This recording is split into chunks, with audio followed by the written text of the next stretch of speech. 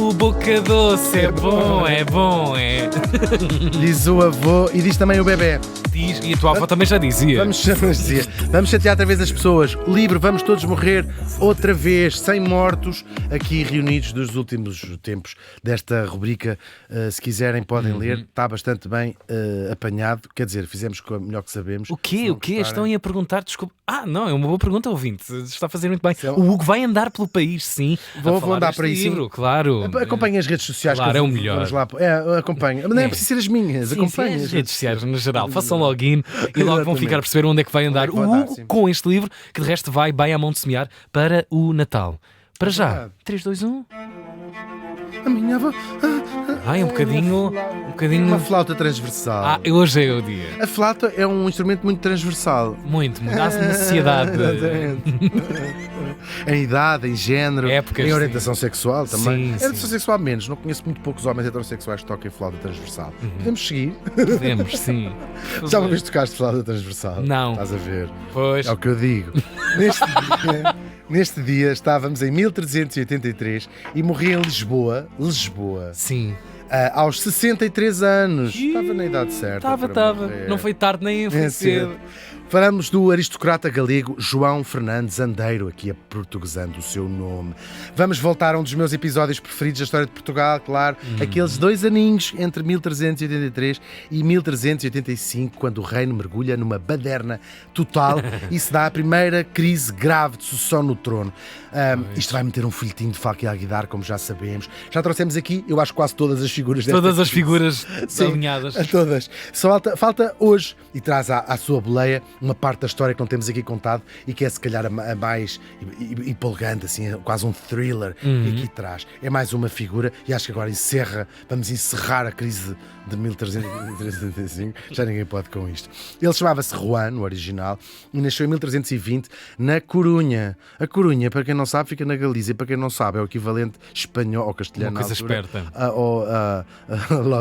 Loelha del Mato. Era assim, a terra a Corunha. Brinca, a Galiza é um sítio incrível. Quer dizer, para viver não, mas para passar. Passagem de fim de semana é ótimo. Que justiça. De não sair daqui, sim. E deu grandes coisas ao mundo. O Franco, por exemplo. Mas imagina isto no século XIV, devia ser uma rica coisa, não é? Era igual. Era o norte de Portugal, era a Galiza, era tudo, olha também. Tivessem nascido noutro lugar do mundo. Só se tinha perdido uma casa, também, não, isto tudo junto. Lá veio o galego. Pariu a galega, disse a parteira à mãe dele quando ele nasceu, com certeza. Sabes o que significa a expressão pariu a galega? Não. Porque houve uma fortíssima, houve várias ondas de imigração galega para Portugal. Okay. No final do século XIX, no princípio do século XX também. Gente que fazia coisas como, por exemplo, nas cidades grandes, Lisboa, eram aguadeiros, vendiam água pela rua, assim. Muitos deles depois começaram gente muito humilde que fugiu à fome da Galiza e vieram para Portugal. E alguns deles, famosamente, fizeram fortunas grandes, eram comerciantes, mas vieram muito pobres. Sim, tenho amigos que me chamam aguadeiro, mas é à mesa e pela circunstância do excesso de vinho que lhes meto no copo. E chamam-me recorrentemente. Eu tenho pessoas que me chamam aguadeiro. Sim. A expressão pariu galega. Os galegos tinham muitos filhos, ou quer dizer, parecia. Sim.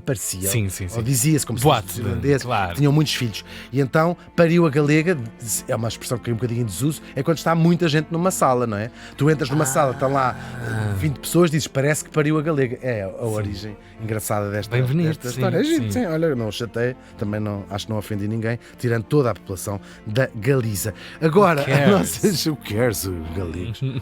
Bem, por acaso percebe o que estamos a dizer, porque falam como se fosse um português. É engraçado. Sim, é muito parecido. Percebes tudo que é galego. Agora, não se percebe o significado, mas a forma está lá toda. Chega! Não quer continuar a dizer mal da Galiza? Não paras, não é? Agora, claro, porque vamos concentrar-nos. A nossa história de hoje começa um pouco antes do nascimento do nosso Andeiro, no reinado do rei Dom Pedro. Já sabemos que ele teve amores com Inês de Castro, sabemos que ele tem um único filho homem da primeira mulher, que não era Inês de Castro, chamava-se ele Fernando, e depois tem outros 3 filhos de Inês de Castro e até um filho bastardo chamado João, que foi mestre da Ordem de Avis. Quando morre o Dom Pedro, sobe ao trono, claro, o seu filho mais velho, Fernando, que se vai perder de amores por uma mulher já casada, Leonor Teles, e no meio desse escândalo e de desaprovação geral, ele consegue a anulação do casamento da Leonor. Falámos disto tudo há muito pouco tempo. Sim, muito. E eles casam em segredo, os dois, claro, e ela torna-se assim rainha, que vai ser a mais detestada da história de Portugal e uma das protagonistas do folhetim que vamos aqui contar. Agora, no reino do lado, em Castela, a coisa não estava menos folhetinesca. Havia um rei que também se chamava Pedro e que tinha sido morto por um meio-irmão, Henrique, que lhe vai sacar a coroa e se torna o rei Henrique. Há um grupo de aristocratas castelhanos que, vendo isto tudo e lixados com o sucedido, vêm a Portugal pedir ao Dom Fernando que os ajude a derrotar o tal Henrique e que ele próprio, Fernando, eram primos direitos por vários lados até, mas pela frente e por trás também não há muitos lados. Claro, também não há muito mais. Claro, e que o Dom Fernando ele próprio se tornasse rei de Castela do que aquele malvado Henrique de quem eles não gostavam. Traidor. O traidor, sim, que tinha matado o seu próprio meio-irmão. Entre eles vem um aristocrata galego, João Fernandes Andeiro, que vai se tornar logo um dos homens de confiança do rei Dom Fernando e também da rainha. Já lá iremos. Com confiança. Fernando vai atacar Castela na tal tentativa de derrubar o Henrique por 3 vezes e por 3 vezes vai levar na corneta. É uma grande desgraça militar para Portugal e depois também financeira, foi tudo péssimo, correu muito mal. E Já aí. É verdade, sim, eram decisões mal tomadas, não é? Pois. Agora, isto não diminui o prestígio e até a confiança que o Andeiro tem junto do rei e o rei faz dele Conde de Orém. E parece que ainda em vida do rei se torna também o Andeiro, por isso é que a gente chama Conde Andeiro, não era o título dele, Andeiro era o apelido, ele era Conde, por si Conde de Orém, chamamos-lhe assim, Conde Andeiro. Parece que se torna ainda desde essa altura amante da rainha Leonor Teles, com o rei vivo, o rei seu protetor. Aliás, o Fernão Lopes, que escreve a crónica destes tempos, deixa insinuar que o próprio Dom Fernando sabia da história, porque estavam todos no mesmo castelo, dá ele assim a entender se participava ou não, mas dava a entender que gostava. Só ficava a ver, não se sabe mais. Exato. Ou se ficava a gravar, ou se deixava lá um telemóvel com ninguém diz telemóvel, telefone com um tripé. Adiante. Como o Fernando e a Leonor tinham apenas uma filha, a infanta Beatriz, o rei resolve a questão da sucessão assim, que era grave, era só uma rapariga, não é? Casava a filha com o próprio rei de Castela, que se chamava Juan, que era um filho do tal Henrique Mau, e vai selar um acordo para proteger o reino de Portugal, em que somente o filho que estes dois tivessem no futuro, quando tivesse de 14 anos, é que se tornaria rei de Portugal. O trono de Castela ia seguir para os filhos do tal Juan com uma mulher anterior. Tudo isto já contámos aqui. Agora o Fernando morre, o Juan dá o dito por não dito e proclama-se rei de Portugal.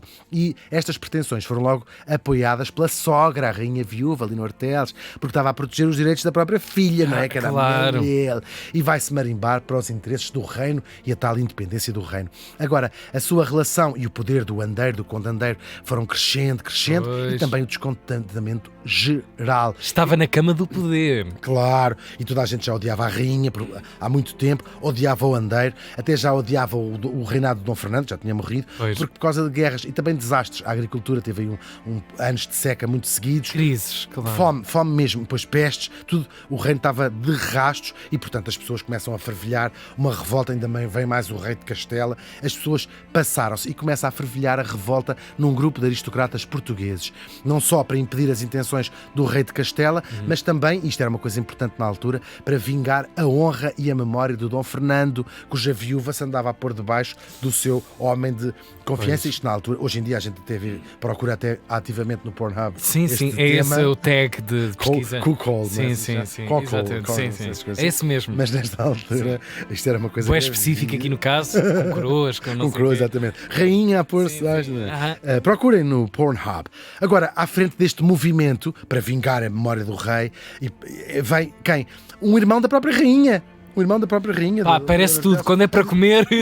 Não, dizia assim, ainda por cima, que vergonha ser a minha irmã a fazer isto tudo. E um irmão, o tal irmão bastardo de Dom Fernando, Dom João, mestre Davis. No início, o mestre Davis até nem era para reclamar o trono para si próprio. Pacificar foi a coisa? Um dos filhos de Pedro e Inês, portanto, outro dos seus irmãos, dizia ele: ele é melhor do que vir o rei de Castela, porque é também filho do Dom Pedro. Só que ele tinha sido desterrado por ter matado a mulher por um plano que a própria Leonor Teles urdiu. Se te lembras, foi a nossa morta, essa mulher. Bom, e então, o que é que a Leonor Teles faz? A Leonor Teles faz? Manda o mestre Davis ir guardar a fronteira para o Alentejo, pondo-o assim longe da ação. Claro. Ele não podia dizer que não, uma ordem da rainha. Mas resolve assim, naqueles inícios de dezembro, entra em marcha um plano, um golpe palaciano. O mestre Davis vai ao passo da rainha e diz: o pretexto era, falta-me aqui um papel de uma assinatura para a minha ordem guia de marcha, doutora. Esqueces, mas está à noite. Sim. Claro, toda a gente percebeu que estava ali qualquer coisa que não estava bem. A Leonor Teles ainda tentou dizer: sentem-se, vamos jantar. Um clima muito tenso no palácio. O andeiro que estava lá também vivia já no palácio da rainha. Claro. Percebe, tipo, eles vão me matar. Aliás, até o andeiro tinha sofrido várias já tentativas de o vazarem. E ele começa a ficar muito nervoso e cheio de medo, resolve cometer um erro fatal. Manda aos guardas deles assim: vocês vão lá abaixo armar-se, buscar armas. Claro, fica assim sozinho. E os homens do mestre Davis apanham-no e matam-no às punhaladas. Para um sebo ao andeiro. Mas o plano não tinha acabado. Isto é tão bom. É ótimo. O que é que eles fazem? Combinado com eles, mandam uns cavaleiros vir para a rua de Lisboa gritar: mataram o mestre Davis, o andeiro matou o mestre Davis. Ao contrário a história. E isto faz o quê? Toda a gente revoltada, adorava o mestre Davis, pois. ainda por mais, odiava a rainha Leonor Teles e mais o andeiro. E então o povo de Lisboa sai para a rua com archotes e marquinhos e balões. E lá vai a rainha para o galheiro.